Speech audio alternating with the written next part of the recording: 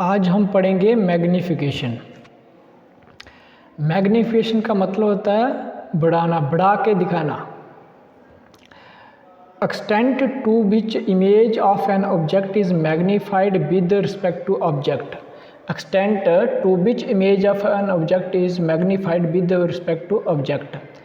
Object के respect में image जो है उसकी वो कितने टाइम मैग्नीफाई होती है, वो किससे देखते हैं? मैग्नीफिकेशन से। मैग्नीफिकेशन के जस्ट एक ratio expressed as a ratio. Magnification को हम कैसे एक्सप्रेस करते हैं? रेशियो से। और रिप्रेजेंट किससे करते हैं? एम से। Let H equal to height of an object. एक ऑब्जेक्ट है, उसकी हाइट कितनी है? एच है। और इमेज है, उसकी हाइट कितनी है? एच डैश है। तो मैग्नीफिकेशन क्या होगा? H dash upon H. ठीक है, एक एग्जांपल लेते हैं। जैसे height of an object H क्या है? 5 सेंटीमीटर है। Height of an image H dash equal to 15 centimetre. तो मैग्नीफिकेशन क्या होगी? H dash upon H. जैसे यहाँ क्या है, इमेज की हाइट कितनी है? 15 सेंटीमीटर, वो ऊपर रखी। ठीक है, तो ऑब्जेक्ट की हाइट कितनी है? 5 सेंटीमीटर, वो नीचे होगी।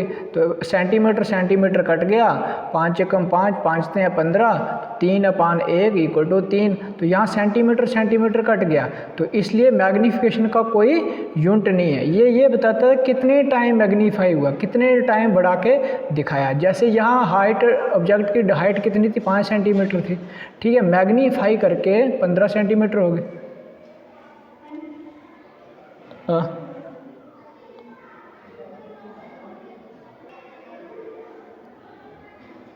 ठीक है, तो मैग्नीफिकेशन का कोई यूनिट नहीं है। ये बताते हैं कि जैसे ये मैग्नीफिकेशन m इक्वल टू 3 है, इट मीन कि 3 टाइम्स जो है ऑब्जेक्ट की इमेज मतलब कि बढ़ गई है। ठीक है, ऑब्जेक्ट क्या होता है? जैसे हम एक मिरर है, मिरर के सामने एक ऑब्जेक्ट रखते हैं, उसकी इमेज कहाँ बनती है? मिरर के बीच में। तो जो ऑब्जेक्ट है, ऑब्जेक्ट क्या है? रियल है। ठीक है, तो उसकी इमेज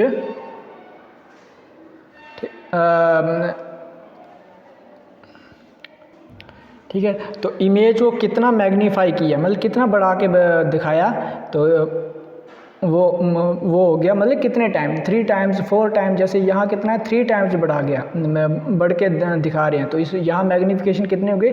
3। तो मैग्नीफिकेशन का यूनिट क्या है? कोई यूनिट नहीं है, नो यूनिट। मैग्नीफिकेशन को हम ऐसे भी एक्सप्रेस करते हैं कि ऑब्जेक्ट डिस्टेंस और इमेज डिस्टेंस से। ठीक है, m equal to minus B upon U. B कितना है? क्या है? इमेज डिस्टेंस है। यू क्या है? Object distance.